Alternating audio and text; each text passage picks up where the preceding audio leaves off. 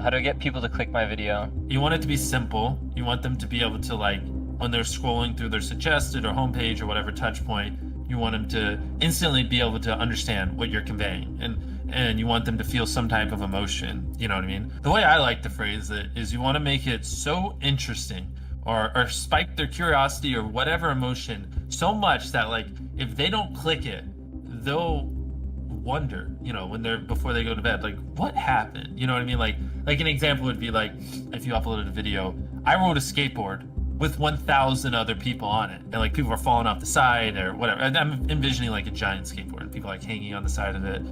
Maybe it's like about to go off a big ramp. If you don't click that, you're gonna like be so curious. It's gonna be on your mind, later in the day when you're daydreaming, you're gonna think like, what happened?